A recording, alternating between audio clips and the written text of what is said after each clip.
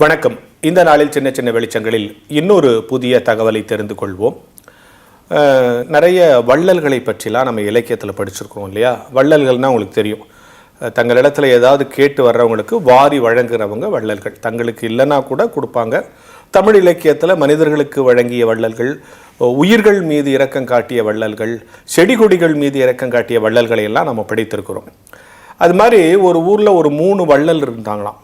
அந்த ஊரில் இருக்கிறவங்களாம் இந்த ஊரில் 3 மிகப்பெரிய வள்ளல்கள் இருக்கிறாங்கன்னு எல்லாரும் பேசிகிட்டு இருந்தாங்களாம். இந்த செய்தி இந்த அரசனுடைய காதுக்கு போச்சான்.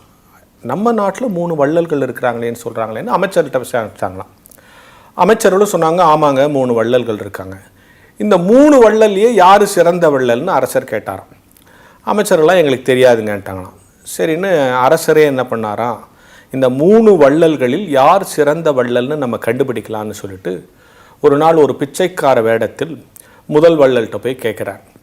அப்போ இந்த முதல் வள்ளல் பார்த்துட்டு, ஆஹா டே இவ்வளோ பிச்சைக்காரன் இந்த நாட்டில் இவ்வளோ நாள் இருந்து, இவ்வளோ நாள் நாங்கள் வாரி வாரி கொடுத்துட்ருக்கோமே, நீ ஏன் வரல, எங்கே இருந்த, நம்ம நாட்டில் இப்படி ஒரு ஆளா, அதுவும் நாங்கள் இருக்கிற இடத்துல அப்படின்னு சொல்லிட்டு தான் சொத்தில் பாதியை கொடுத்துட்டானோ, இனிமேல் நீ இப்படி இருக்கக்கூடாதுன்னு.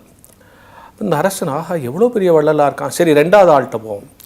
2வது ஆள்கிட்ட போனோன்னு அவன் இன்னும் ஆச்சரியப்பட்டான். நடப்பாவி இவ்வளோ நாள் நான் கொடுத்துட்ருக்கேன், எங்கே போனேன், யார் எங்கே இருந்த, எங்களை பற்றி கேள்விப்படலையா அப்படின்னு சொல்லிட்டு முழு சொத்தையும் அவர்கிட்ட கொடுத்துட்டான். இந்த அரசன் பார்த்தானே, என்னடா அவன் பாதியை தான் கொடுத்தான், இவன் முழுசாகவே கொடுத்துட்டான். சரி 3வது ஆளை போய் பார்ப்போம். 3வது ஆள்கிட்ட போனோம். அவன்கிட்ட போனோன்னு அவனும் இதே மாதிரி ஆச்சரியப்பட்டானே, என்னப்பா இவ்வளோ நாள் நாங்கள் வாரி வாரி கொடுத்துருக்கோம், எங்கே போனேன் அப்படியான்னு சொல்லிட்டு உட்கார வச்சு தான் சொத்து முழுசையும் அவனை கொடுத்துட்டு ஒரு 2 நிமிஷம் இரு நான் வரேன்ட்டு போனான். இந்த அரசன் பார்த்தான், சொத்தையும் கொடுத்துட்டு இன்னொன்று திருப்பி எடுத்துகிட்டு வர போயிருக்காடா, என்ன எடுத்துகிட்டு வர போகிறான், வேறு யார்கிட்டயாவது சொத்து கடை வாங்கி நம்ம கொடுக்க போகிறானா அப்படின்னு யோசிச்சுட்டே உட்காந்துட்டு இருக்கும்போது வேற ஒருத்தன் ஓடி வந்தானா. ஓடி வந்து, ஐயா நீங்கள் தான் இப்போ இவர்கிட்ட கேட்க வந்தீங்களா? ஆமாம், அவர் சந்தையில் தன்னை அடிமையாக விற்றுட்டு அந்த பணத்தையும் உங்கள்கிட்ட கொடுக்க சொன்னார் அப்படின்னு சொன்னாராம். முதல் ஆள் உள்ளதில் பாதியை கொடுத்தான், 2வது ஆள் உள்ளதையெல்லாம் கொடுத்தான், 3வது ஆள் தன்னையே கொடுத்தான். இந்த 3 வள்ளல்களை பற்றி ஒரு கதை புராணத்தில் இலக்கியத்தில் எங்கேயோ படித்த ஞாபகம் இந்த கதை.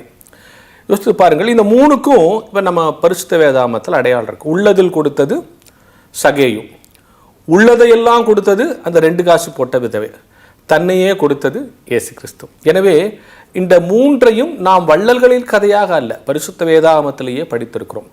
எனவே கிறிஸ்தவர்களாகிய நாமும் உன் சகோதரனுக்கு, உன் நண்பனுக்கு உள்ளதில் கொஞ்சம் கொடு. உங்கள்கிட்ட சம்பாதிச்சிருக்கியா, அடுத்தவனுக்கு கொஞ்சம் கொடு, உள்ளதில் கொஞ்சம் கொடு.